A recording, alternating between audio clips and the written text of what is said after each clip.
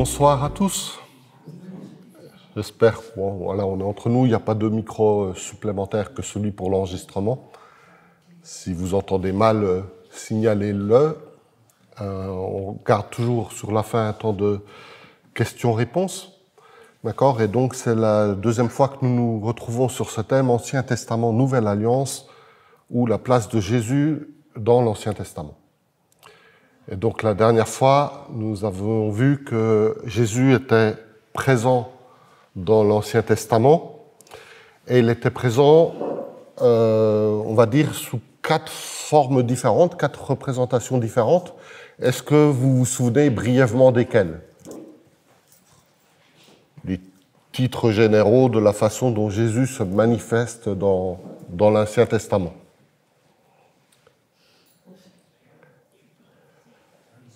Alors, je vais vous aider. Le premier mot, ça commence par P, par prophétie. D'accord ? Le deuxième, ça commence par C, Christophanie, révélation de Jésus. D'accord ? Apparition de Jésus. Le troisième commence par T.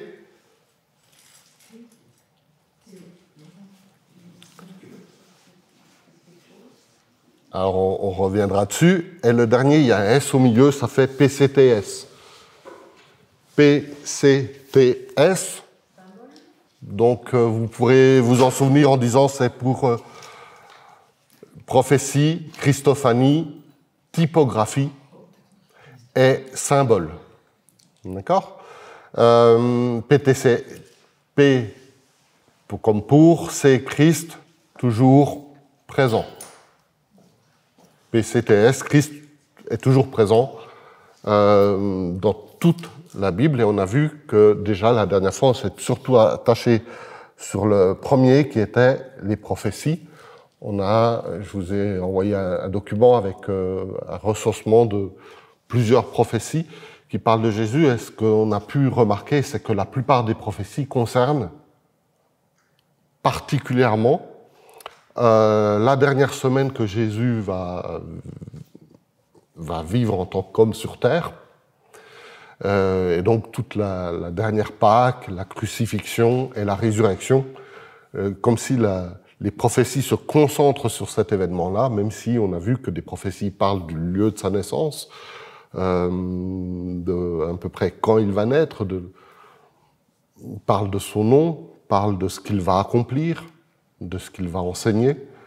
En tout cas, il était annoncé, et on avait vu qu'aucun homme n'avait été annoncé aussi fortement que Jésus, et que c'est statistiquement, vaut mieux jouer au loto pour gagner que d'accomplir ces prophéties.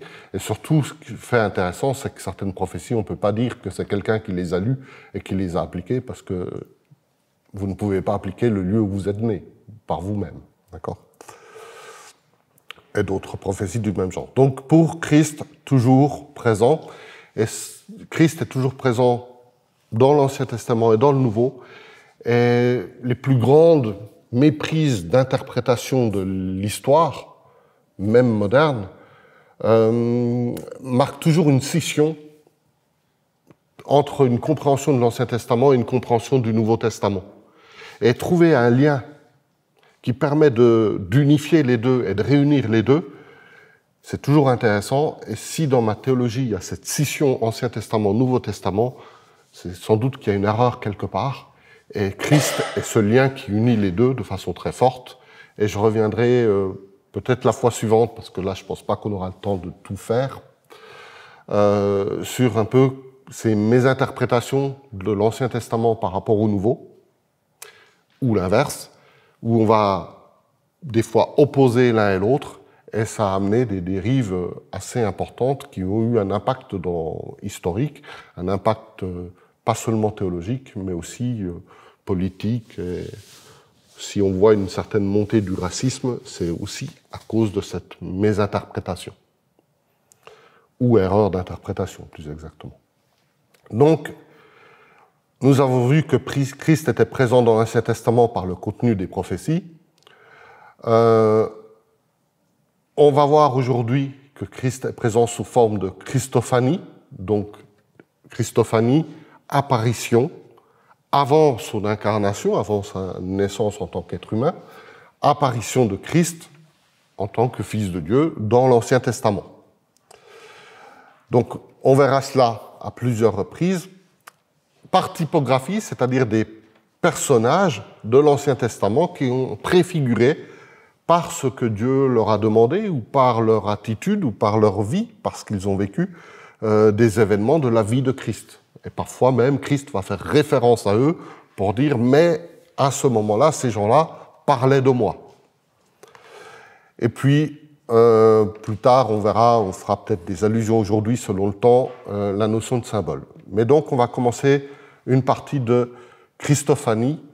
Je ne reviens pas sur les prophéties qu'on a vues. Donc, je vous ai mis 10 versets, 10 passages bibliques de l'Ancien Testament. Et là, vous allez jouer. Vous avez le droit de constituer des petits groupes, de vous organiser. Et je vous demande quel est le point commun dans ces 10 passages. Donc, vous avez le droit d'ouvrir vos Bibles, à moins que vous les connaissiez par cœur, et là, je serais très admiratif. Mais quels sont les points communs? Alors, je vous ai mis dans l'ordre classique des Bibles habituelles d'aujourd'hui. Quel est le point commun de ces 10 versets?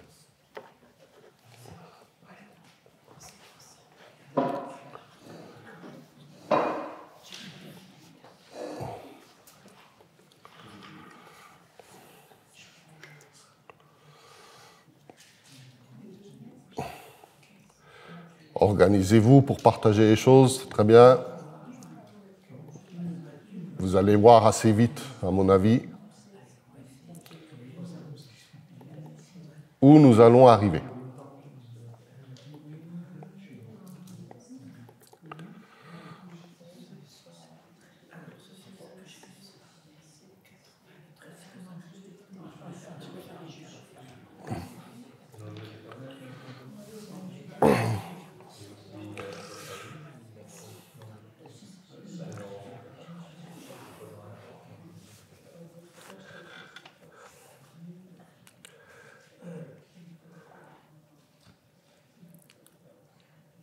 Alors, je vois qu'il y a 3 équipes, c'est ça? Une équipe, 2, 3.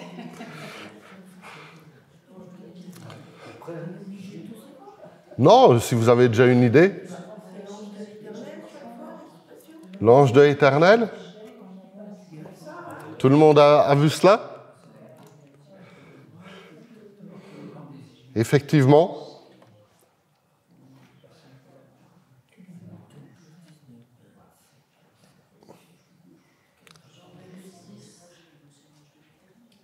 Ok. Donc, j'ai entendu dans plusieurs équipes le nom de l'ange de l'Éternel. Alors, la question qui est évidente, c'est qui est l'ange de l'Éternel? Alors déjà, c'est une expression assez étonnante, parce que la Bible me dit que Dieu a fait des myriades de myriades d'anges. Or là, il semble parler d'un ange particulier, et on ajoute derrière de l'Éternel. Alors, déjà sur le mot ange. Ange, il y a plusieurs interprétations possibles. Si je vous dis ange, en dehors de ange de l'Éternel, vous pensez à quoi?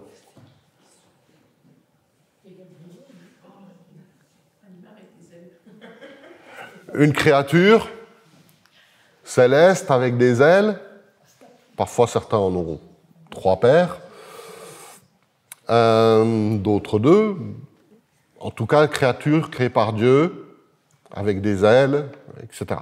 Ça, c'est le premier terme pour mot ange, où il est dit que Dieu a créé des myriades et des myriades d'anges, donc des êtres créés par Dieu. Le mot ange a aussi un autre sens. C'est le sens d'envoyer. Messager. Parfois, certaines versions donnent messager de l'Éternel à la place de ange de l'Éternel.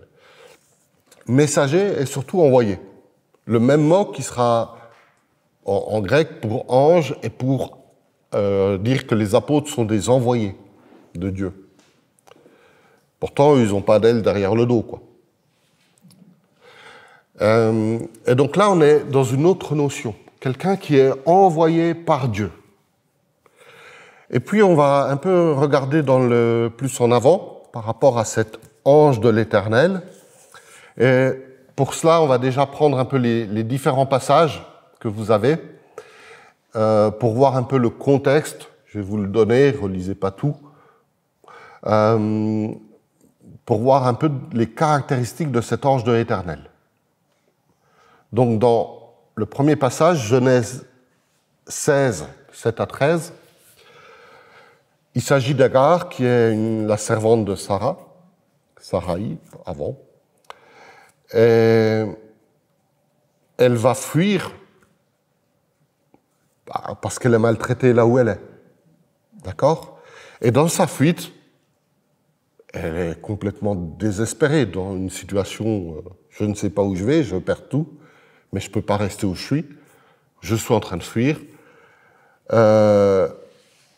L'ange de l'Éternel lui apparaît et lui promet une descendance nombreuse. Donc l'ange de l'Éternel, soit il transmet un message de Dieu, soit lui-même fait cette promesse, je multiplierai ta postérité, au verset 10. C'est un langage qu'on retrouve quand Dieu s'adresse à Moïse, par exemple, ou à Abraham, plus tard. Et ce qui est intéressant, c'est la réponse d'Agar au verset 13. Elle va dire « Tu es un Dieu de vision ». Donc elle va associer l'ange de l'Éternel à Dieu. Donc là, on n'est plus dans une notion de créature de Dieu avec des ailes. On est quelqu'un qui est assimilé à Dieu. D'accord. Elle dit, ben voilà, au verset 10, je te multiplierai. Elle lui dit, tu es le Dieu de vision, ou le Dieu d'espérance, ou le Dieu de projet. Alors, si on s'arrête là, on pourrait vite conclure que l'ange de l'Éternel, dans ce passage, peut être une manifestation de Dieu lui-même, une manifestation particulière. Alors, on n'aurait que ce passage, ça serait embêtant. Alors, on va aller voir le deuxième passage, Genèse 22, 11, 18. L'ange de l'Éternel arrête Abraham au moment où il allait sacrifier son fils Isaac. Donc Isaac, il est bien attaché et tout ça. Abraham lève le couteau pour le sacrifier, et là, l'ange de l'Éternel l'en empêche.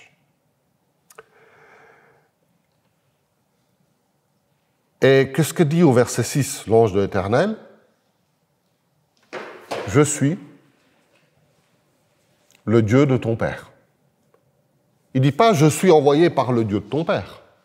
Il ne dit pas « je suis le porte-parole du Dieu de ton père ».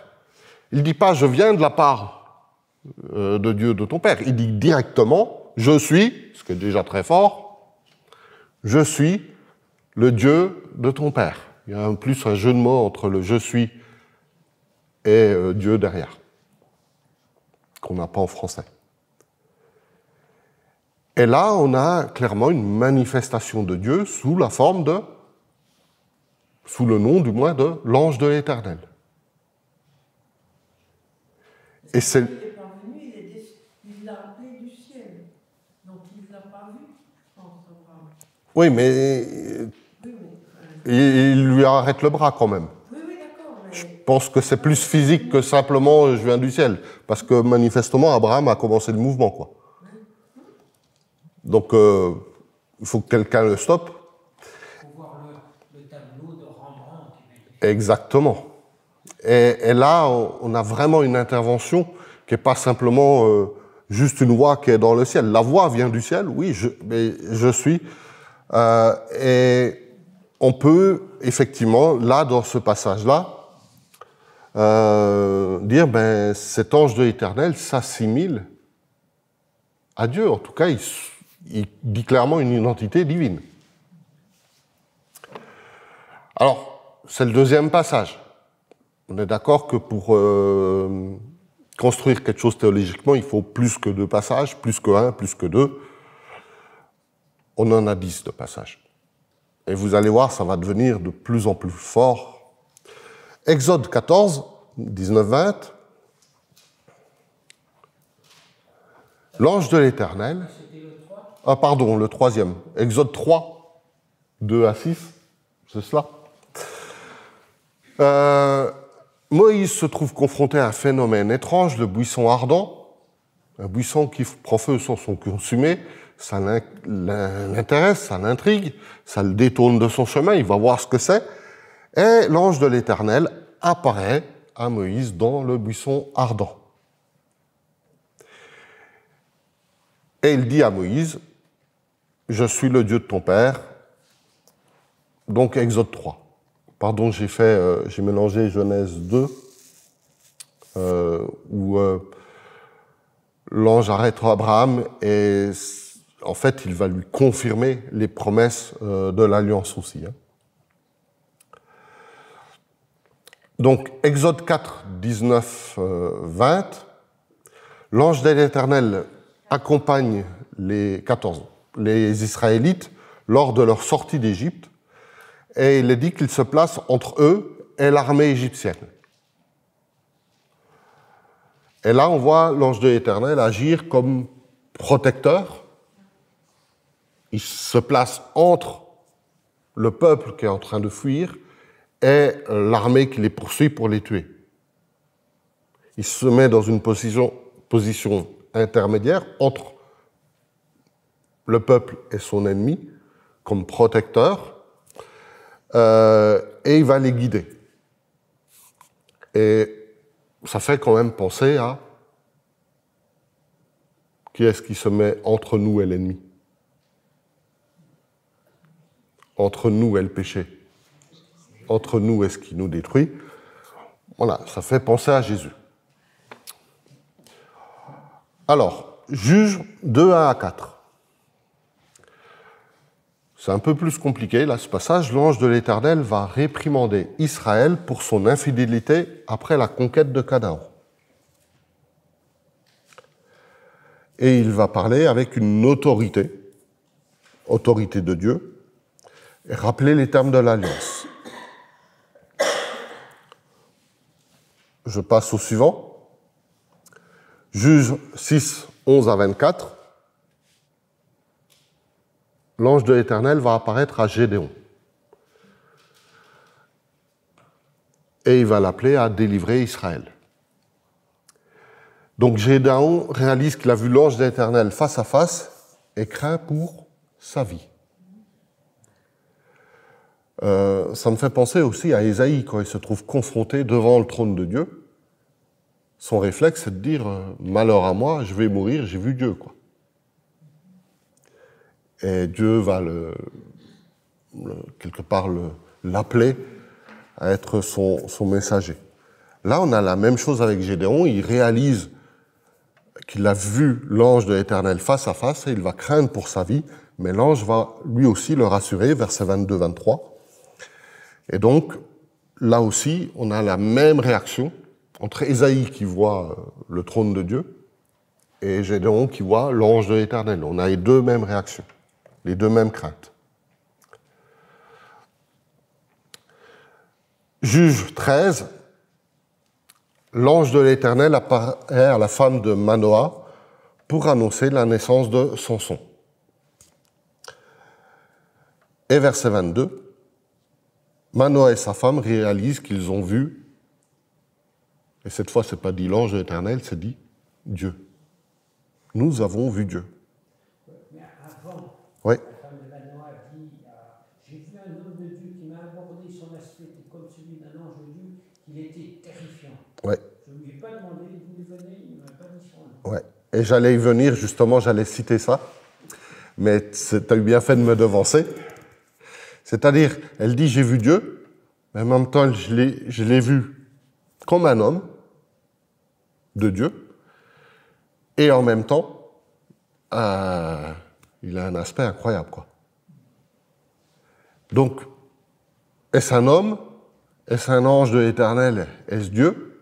Tout est mélangé, complètement mélangé.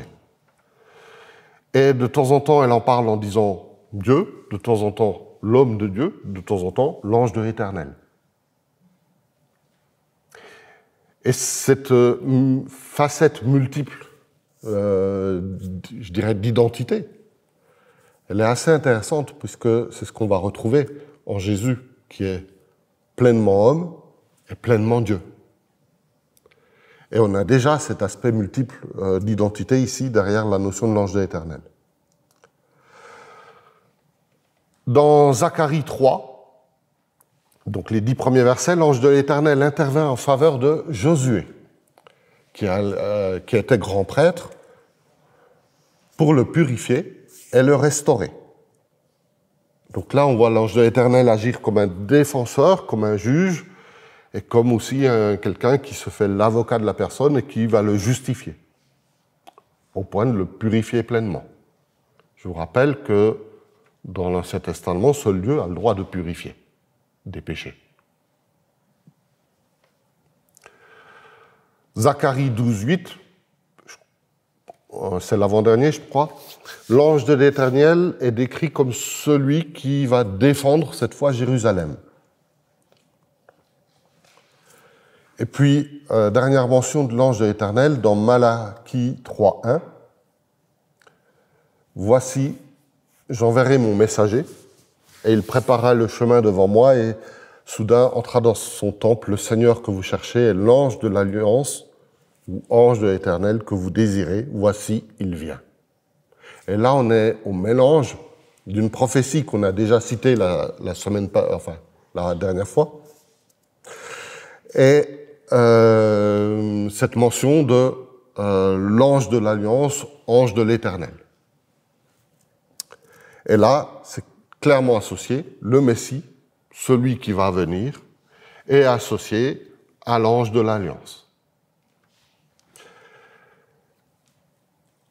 Alors, si je résume, pourquoi est-ce que ces 10 passages qui parlent de l'ange de l'Éternel, est-ce qu'on peut voir, en fait, derrière l'ange de l'Éternel, la personne de Jésus avant son incarnation? Il y a 3 points importants. C'est que dans les 10 passages, il parle et il agit comme Dieu. Il reçoit l'adoration et il parle avec l'autorité de Dieu. Si c'est un homme de Dieu, simplement un homme de Dieu, ou si c'est un ange envoyé par Dieu, tous les anges envoyés par Dieu ont refusé l'adoration. Quand les êtres humains ont commencé à vouloir l'adorer, l'ange dit « Non, non, c'est pas moi que tu dois adorer, c'est Dieu. » Les hommes aussi. Là, l'ange accepte l'adoration qui lui est donnée. Il parle et il agit comme Dieu, et il accepte l'adoration qui est due à Dieu. Deuxième chose, il est identifié par les gens qui le voient comme étant l'Éternel, comme étant Dieu lui-même. Les gens réalisent que quand ils l'ont vu, ils ont vu Dieu.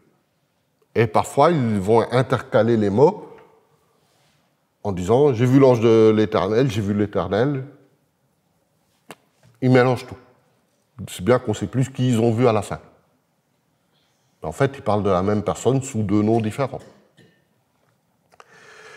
Et puis ensuite, dernier point, dans tous les passages, l'ange accomplit des missions divines, voire des missions qui sont réservées à Jésus.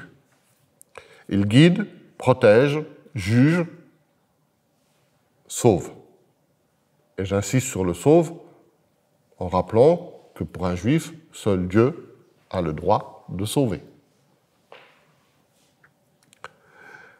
Et ça nous rappelle ces 4 éléments: guider, protéger, juger, sauver. Jésus, dans son œuvre, qui vient juger le péché et le condamner sur une croix pour que nous puissions, nous, être sauvés, et il désire nous guider. Ça fait plusieurs éléments qui font que beaucoup de théologiens ont dit ben, l'ange de l'Éternel, chaque fois qu'il apparaît dans la Bible, on se trouve devant une impasse si on considère que ce n'est pas Dieu. Parce que ben, cet ange-là n'aurait pas le droit de recevoir la louange, par exemple. Parce qu'on se trouve devant quelque chose d'inexplicable, si on ne considère pas que l'ange de l'Éternel est une apparition de Dieu. Et dans son rôle, on voit qu'il prend le rôle des promesses de Dieu, de l'accomplissement des promesses de Dieu. Et donc, ça nous fait penser forcément à Christ. On reverra dans les symboles que lorsqu'il est dit que l'ange de l'Éternel marchait avec Israël dans le désert, dans le Nouveau Testament, il nous est mentionné qu'un rocher les suivait, et que ce rocher, c'est Christ. Alors nous, on aime bien dire c'est une image de Christ. Mais ce rocher, à la limite, il symbolise Christ, mais c'est aussi Christ lui-même, quelque part, sous forme symbolique, qui est là dans l'Ancien Testament. Et c'est l'ange de l'Éternel, en même temps, nous dit la Bible, qui cheminait avec le peuple. Donc, on a en même temps un rocher qui chemine avec le peuple, qui préfigure Christ. Là, le Nouveau Testament est très clair sur la nature de ce rocher. Et l'ange de l'Éternel. Alors, on reviendra, quand on utilisera le symbolisme, sur le fait que ce rocher symbolise vraiment Christ, et Christ lui-même, lorsque Moïse va le frapper pour avoir de l'eau. Ça se fera à 2 reprises et on comprendra dans la symbolique pourquoi dans la 2e reprise il a eu tort. En tout cas, Dieu lui reproche, alors que ça avait marché la première fois.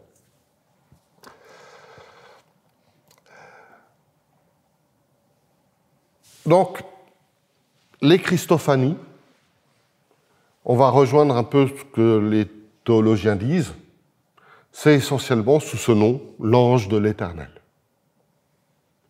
C'est Christ qui apparaît dans l'Ancien Testament. Donc là, je vais faire une pause parce qu'on va partir sur plus le 3e élément des révélations de Christ dans l'Ancien Testament.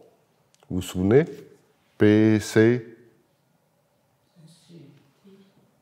pour Christ, toujours présent. Donc T comme... Voilà. Donc on va voir les types qui représentent Jésus. Alors type dans le sens de gars qui représentent Jésus aussi, ça marche. D'accord? Mais des personnes qui, typologiquement, représentent Jésus dans l'Ancien Testament. Mais avant, s'il y a des questions par rapport à ce passage sur Christophanie, on va prendre le temps de les prendre maintenant. Est-ce que vous avez des questions? Oui? Par rapport au mot hébreu employé pour l'ange de Dieu, c'est toujours le même terme qui apparaît? Alors, c'est toujours l'envoyé, qu'on traduit parfois par ange ou par envoyé, de Dieu ou de l'Alliance. C'est les 2 expressions qui apparaissent en parallèle, quoi. De l'Alliance, oui. Donc l'ange de l'Alliance, on sait que l'Alliance a été scellée par le sang de Jésus aussi. D'accord? C'est une expression assez forte, l'ange de l'Alliance. D'autres questions sur l'ange? L'épisode de la fournaise ardente, ce 4e homme, Oui. c'est dit un ange, un ange. Oui. Alors, c'est pas dit de l'Éternel, c'est pas dit de l'Alliance, c'est pour ça qu'il n'apparaît pas dans les 10 passages. Mais effectivement, il y a un 4e homme qui est là. Je ne me gêne pas d'y voir aussi une Christophanie. Mais on ne sait pas si c'est le Père ou directement... parce que là, il n'est pas précisé. Et je vous rappelle que Jésus, l'un des titres, c'est l'envoyé de Dieu. D'accord? La parole a été envoyée. Oui? J'ai vérifié dans 2 Samuel, verset 16, il est marqué. L'ange de l'Éternel était près de l'air d'Arabna, et Dieu lui vient.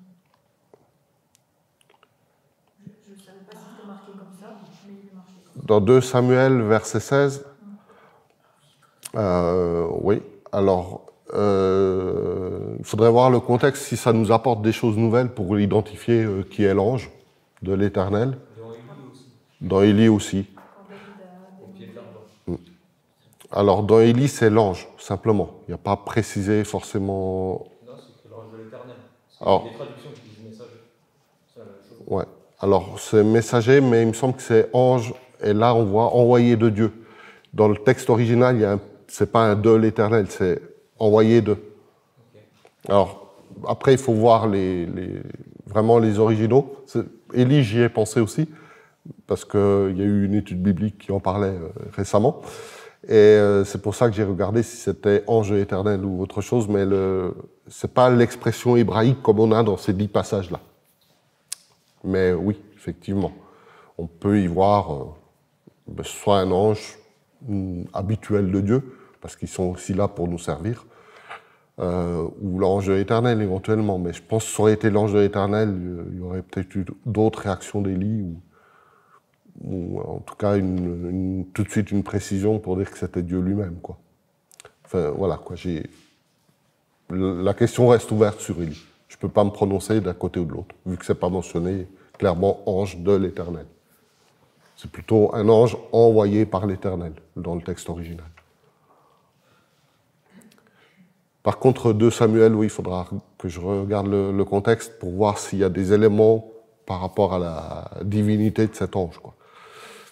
C'est pour éliminer pour la peste. Donc, après le dénombrement fait par David. Pour le... Ouais.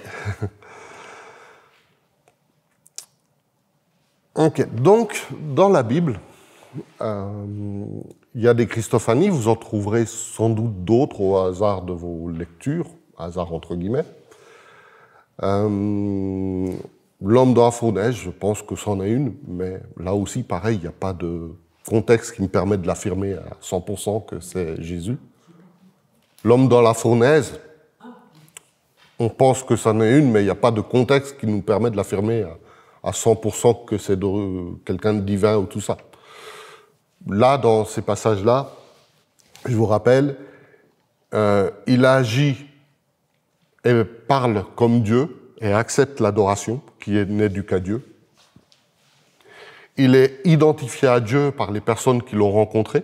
Et en tout cas, ils ont les mêmes réactions que quelqu'un qui rencontre Dieu de façon très claire dans l'Ancien Testament. Et il accomplit les missions qui appartiennent à Jésus. Alors là, on va voir d'autres traces de Jésus, qui sont donc les typographies, les typologies, c'est-à-dire des personnes qui, par ce qu'ils vont vivre, ce qu'ils vont expérimenter, par leur manière d'y répondre, par ce qu'ils vont traverser, vont faire penser à Jésus, et parfois Jésus se réfère à eux clairement, et notamment Jésus va clairement se référencer par rapport à Jonas, par exemple, en parlant de sa mort et de sa résurrection, de même que Jonas fut 3 jours dans le ventre du poisson, moi je vais être 3 jours dans le ventre de la terre, mort, et je ressusciterai le 3e jour. Et Jésus va y faire référence à 2 reprises par rapport à Jonas. On a d'autres personnes comme ça qui préfigurent Jésus. Alors là, il y a bien sûr forcément de l'interprétation, mais parfois ces interprétations, c'est le Nouveau Testament lui-même qui nous les propose. Par exemple, première personne, à votre avis, première personne, toute première personne. Adam. On ne peut pas faire plus premier que lui. Et il est souvent vu comme une préfiguration de Jésus. Et le Nouveau Testament va l'appeler le premier Adam, et que Jésus est lui le nouvel Adam ou dernier Adam. Donc ça, c'est 1 Corinthiens 15, 45 qui nous parle de ces 2 Adams et qui qui vont mettre les deux un peu en opposition. Donc il y a deux types de typologie. Il y a une typologie pour faire ressortir le rôle de Christ par opposition et une typologie par assimilation, c'est-à-dire qu'ils vont clairement être dans le rôle de Christ. Il est dit qu'Adam a introduit le péché dans le monde. Jésus est celui qui apporte la rédemption du péché. Donc Jésus comme en réponse à ce qu'a fait Adam dans l'Ancien Testament. Donc on ne peut pas vraiment dire que c'est Jésus présent dans l'Ancien Testament, c'est plutôt Jésus dans le Nouveau qui répond à quelque chose de l'Ancien. Ok. Maintenant, on va voir des choses un peu plus fortes qui montrent que Jésus, quelque part, les personnages vont prendre les traits de Jésus pour quelque chose. Si je vous dis Genèse 14, dans Genèse 14, on est avec Melchisédek. Donc Melchisédek, c'est un roi. Comment? C'est le roi de Salem et il se présente comme le prêtre du Dieu très haut. Et on ne sait pas trop de choses de lui. On n'a pas de généalogie. Ce qui est étonnant quand même pour un roi.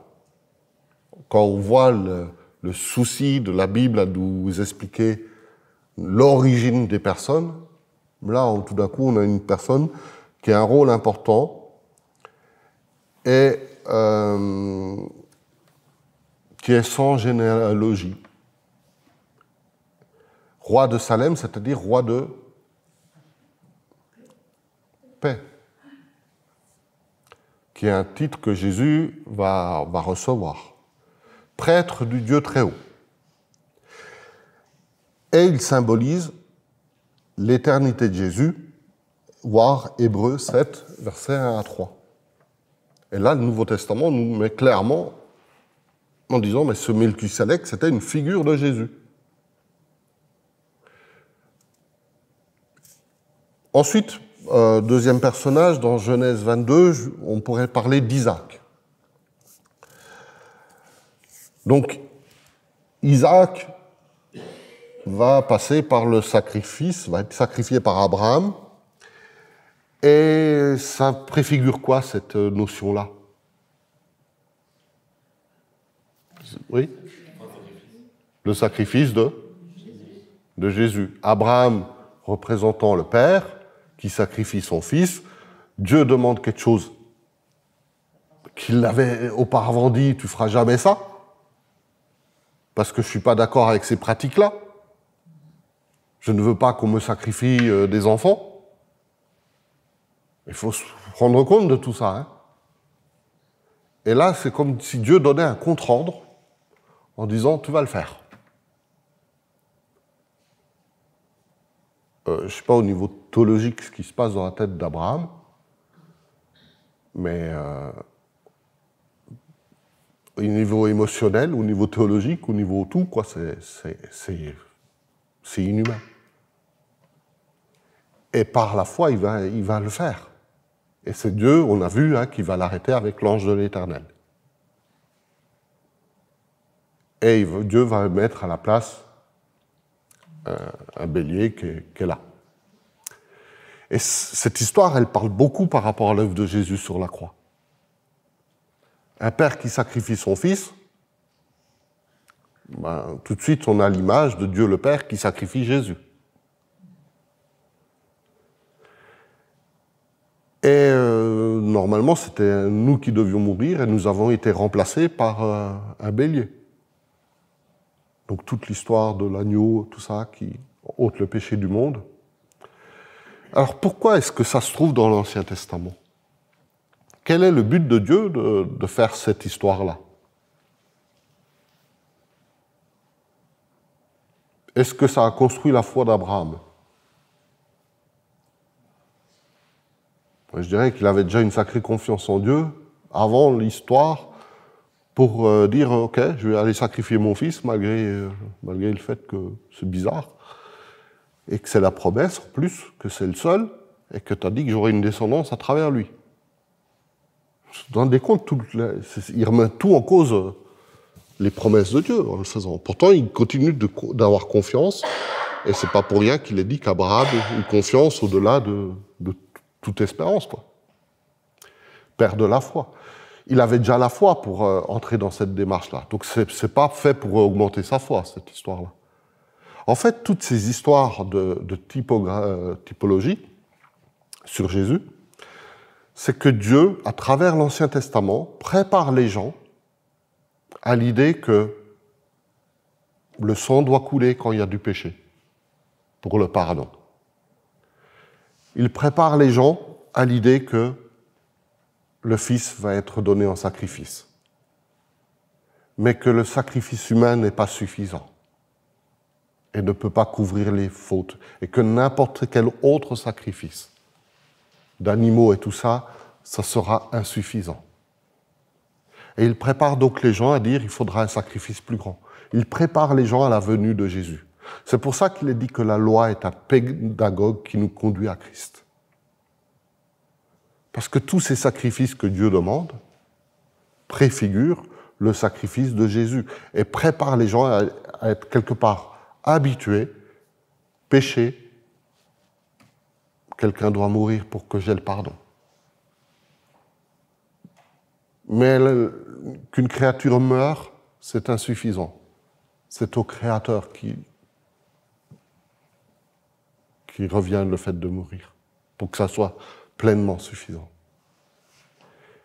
C'est tellement à l'envers des religions qui sont autour, où c'est basé sur les sacrifices humains, tellement à l'envers sur le fait que c'est l'homme qui, par ses sacrifices, accède à Dieu et à la purification. Là, c'est Dieu qui se sacrifie lui-même. C'est tellement à l'envers que quelque part, Dieu est obligé de nous enseigner et de nous préparer à sa venue pour que nous comprenions bien ce qui va se passer. Donc il y aurait encore beaucoup de choses à dire sur Isaac, je ne vais pas m'étendre parce que des personnes qui sont typologies, j'en ai trouvé 40. Je me suis arrêté à 40.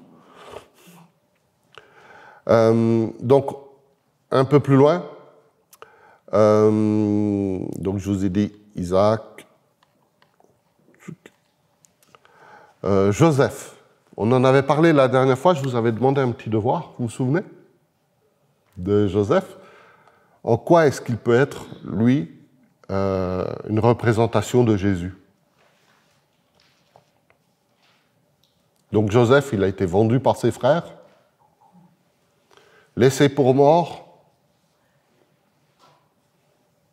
et il devient quelque part celui qui sauve l'Égypte de la famine quand même, Premier ministre,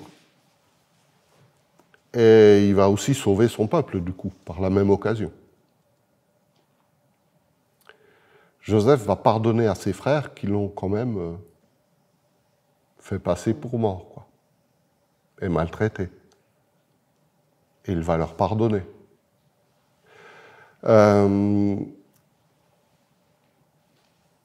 Jésus rejeté par les hommes, par les siens, Dieu dit même.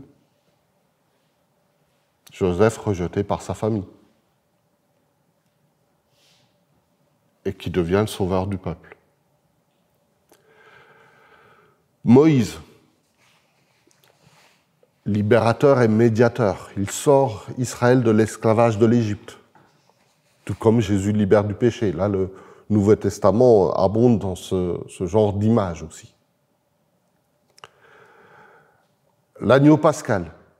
Donc c'était l'agneau qui était sacrifié lors de la Pâque. Au moment de la sortie d'Égypte, les Israélites, pour se protéger justement de cet ange exterminateur, avaient mis du sang sur les linteaux et fêtaient la première Pâque comme ça.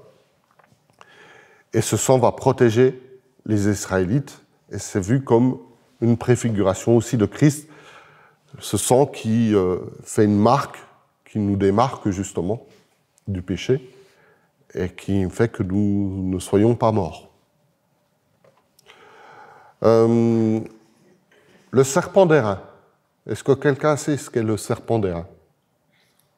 C'est parce qu'il mettait dans le désert, quand il se faisait mal, il suspendait un poteau pour Ouais. garder. Alors c'est intéressant le serpent d'airain. Effectivement, c'est lorsque les Israélites sont dans le désert, il y a des serpents pas très sympas, qui sont vénéneux. Donc chaque fois que quelqu'un se faisait mordre par un serpent, il devait regarder à un serpent d'airain, donc une sculpture d'airain, et intéressant, il était pendu à une perche. Et lorsqu'il regardait à ce serpent suspendu à une perche, il était guéri. Jésus sur la croix, il s'est fait pécher pour nous. Il l'est entièrement péché. Il n'est pas que fait pécheur. Il est fait péché. Tous les péchés que l'humanité a commis et va commettre, c'est Jésus qui les porte. À ce moment-là. Quand Dieu le regarde, il ne voit que du péché. Si bien que Dieu ne peut pas avoir, il détourne son regard. Il y a une séparation entre Jésus et Dieu à ce moment-là, le Père. Et c'est quelque part le péché qui est cloué à la croix, à travers Jésus. Jésus va être celui qui va porter nos péchés. Et on pourrait presque le prendre au sens littéral, là. Et Jésus va être élevé sur une perche, sur une croix. C'est du bois aussi, hein, les deux. Le bois représente l'humanité, on y reviendra dans les symboles. Et Jésus, le péché a été cloué sur l'humanité, quelque part. Et quand Jésus ressuscite, sur la croix, il ne reste plus que quelque chose. Il reste quoi? On est bien gentil avec les croix qu'on met là, mais à mon avis, sur la croix où Jésus a été crucifié, qu'est-ce qui reste de visible? Le sang. Mais à mon avis, il y a des traces de sang, hein, partout. Hein. On est bien sympa avec nos tableaux où il n'y a aucune goutte de sang qui coule. Hein.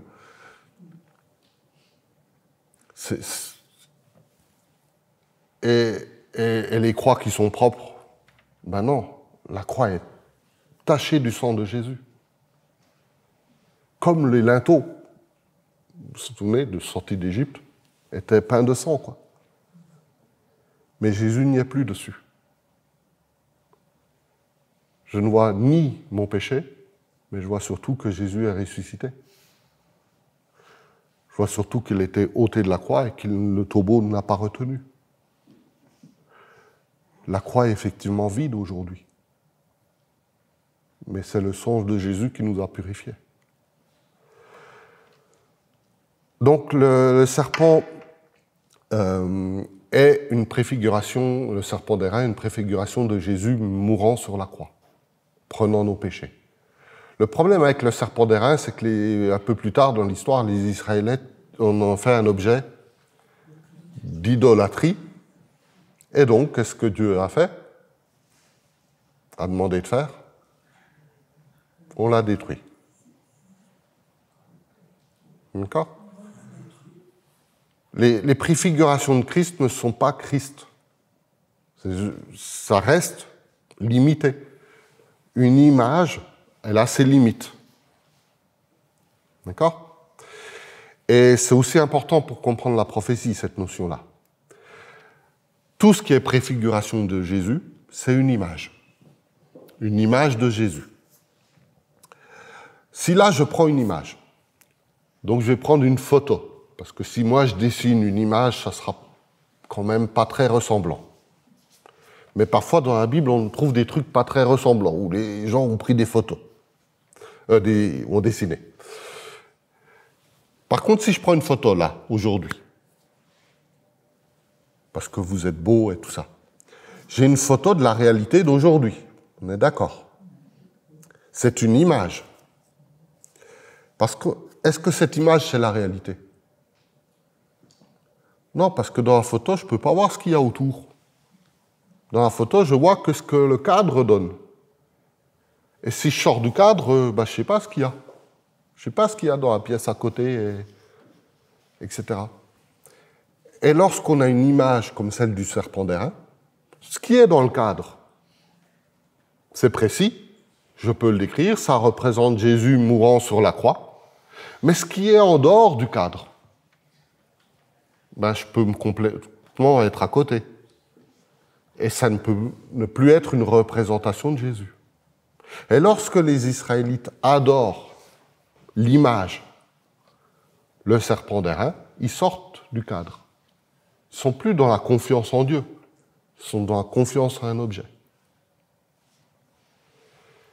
Et donc, ces typologies, c'est vraiment une image. Ça représente la réalité, mais ce n'est pas toute la réalité. Je ne peux pas me déplacer dans l'image, je ne peux pas aller voir ce qui se passe au-delà du cadre de l'image. Et quand je vais au-delà du cadre de l'image, c'est là où je vois les limites d'une typologie. Donc il y a une différence entre la révélation de Christ et ces typologies où les personnes représentent une image de Christ à un instant donné. La photo est prise, dans ce cadre-là, ils représentent Christ. Mais ça ne veut pas dire que toute leur vie a représenté Christ. On va parler de Jonas. Donc Jonas, 3 jours passés dans le ventre du poisson. Matthieu 12, 40, Jésus va s'attribuer ces 3 jours en disant que c'est les 3 jours dans le tombeau qui le concernent lui. Puis ensuite sa résurrection. Jonas est recraché par le poisson. Voilà. Et ça représente Christ. 3 jours dans le tombeau. Jésus s'attribue en disant, ben, Jonas, ces 3 jours-là, c'était moi. C'est le cadre. Mais Jonas, avant les 3 jours, ce n'est pas forcément le cadre. Là, il ne préfigurait pas Jésus. Pour moi, il préfigurait quelqu'un qui a compris que ce que Dieu lui demandait, c'était peut-être un peu chaud, quoi. Donc, faisons attention avec les typologies, c'est là où je voulais en venir aussi, à ne pas dire, ben voilà, on a une image et on va la filer tout le long et la poursuivre jusqu'au bout. On ne peut pas. Elle a des limites, contrairement à la réalité. Alors, on reviendra la fois suivante sur le temple, le tabernacle et tous les objets qui constituent le temple et le tabernacle. Jésus va lui dire que le temple, ça parle de lui-même. Notamment Colossiens 2.9 va nous expliquer le rapport entre Jésus et le temple. On verra qu'il y a beaucoup de symboles dans le tabernacle et dans le temple qui nous ramènent à Jésus mort sur la croix. Roi David, un homme selon le cœur de Dieu, est vu comme une préfiguration de Jésus, et fils de David, attribué à Jésus dans Matthieu 1.1, roi messianique. D'accord. Donc, on va s'arrêter là par rapport à ces préfigurations-là, et on verra tout ce qui concerne Aaron, le temple, la ménorah, le voile du temple, etc., une prochaine fois. D'accord ? On sera plus dans le symbole cette fois, la dernière partie. Est-ce que vous avez des questions sur un peu ces typologies qu'on peut trouver ? Est-ce que au jour d'aujourd'hui, les gens, par exemple, des gens qui ont fait des bonnes choses, je prends ma grand-mère Teresa, est-ce qu'on peut dire qu'elle est aussi, dans sa volonté, des fois, apparentée à ce que Christ a pu faire je ne sais pas si la question... On est censé être tous comme ça si nous sommes chrétiens. Nous sommes censés refléter Christ. Et si les gens voient Christ en nous, c'est ça le témoignage. Donc, on puisse voir le caractère de Christ, l'œuvre de Christ à travers un chrétien, pour moi, ça devrait être normal. Ça serait plutôt anormal de ne pas le voir. À vous de juger s'il y a beaucoup d'anormalité dans ce monde ou pas. Je me prononcerai point. En disant ça, j'ai tout dit. Mais oui, moi, il y a des personnes qui sont profondément inspirantes. pas forcément des gens connus, mais qui dans certaines choses qu'ils ont faites, à certains moments de leur vie, pour moi, préfiguraient Christ. Enfin, c'est pas préfiguré, puisque on peut dire post-figuré, là. En tout cas, était à l'image de Christ. Et c'est cela le témoignage que nous sommes aussi appelés à être.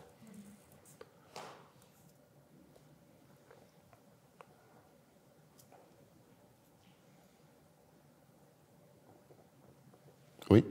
Moi, j'avais une question concernant le serpent d'airain. Oui.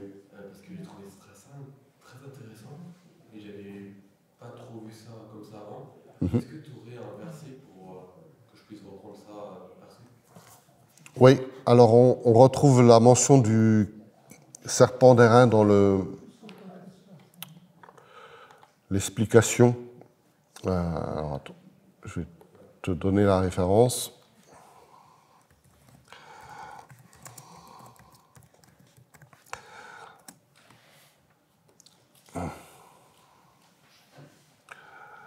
Donc le serpent d'airain, c'est donc dans Nombre 21.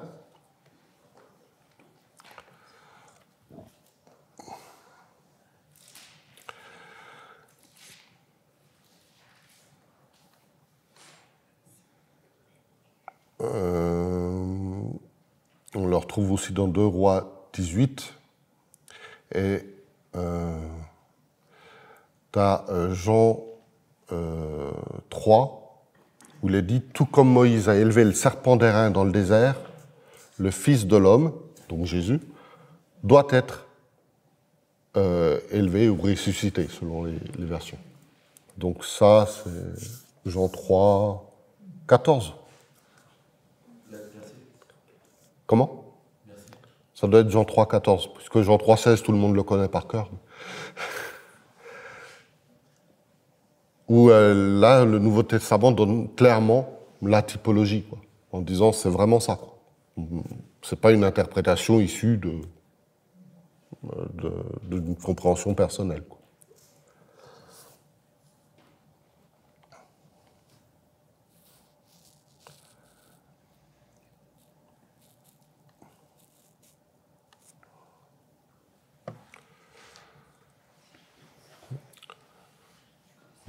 D'autres remarques?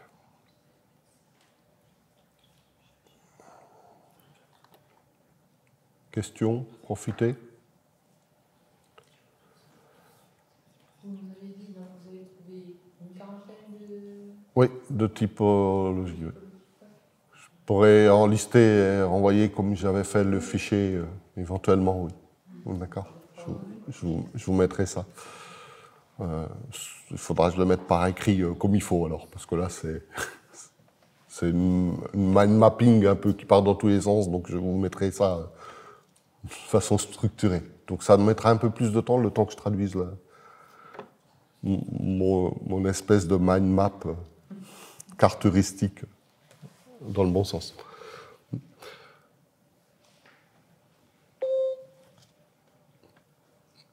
Donc c'est l'heure. Merci de votre présence. J'aimerais juste, pour conclure, rebondir sur ce que j'ai dit en introduction. C'est-à-dire que lorsqu'on met mal ensemble le Nouveau Testament et l'Ancien Testament et qu'on fait des différences entre eux, en voyant dans l'Ancien Testament, par exemple, un Dieu coléreux, axé sur la justice et qui demande des comptes, et puis dans le Nouveau Testament, un Dieu qui fait grâce, etc., et qu'on ne voit pas la grâce dans l'Ancien, et aussi la sainteté de Dieu dans le Nouveau, lorsqu'on oublie qu'il y a, voilà, que ça va ensemble, on arrive forcément à des positions théologiques intenables, pas justes, mais le problème, c'est que ça ne reste pas que des positions théologiques, ça amène à des positions politiques, à des justifications d'injustice, de guerre, de génocide, qui sont anormales. Et c'est important de le souligner dans les temps que nous vivons. Et c'est pour cela que c'est important d'avoir une théologie saine. Et une théologie saine, c'est justement celle qui fait le pont, le lien entre l'Ancien Testament et le Nouveau Testament. Et le lien le plus fort, ça reste Jésus, entre les deux. Voilà, que Dieu vous bénisse. Merci beaucoup.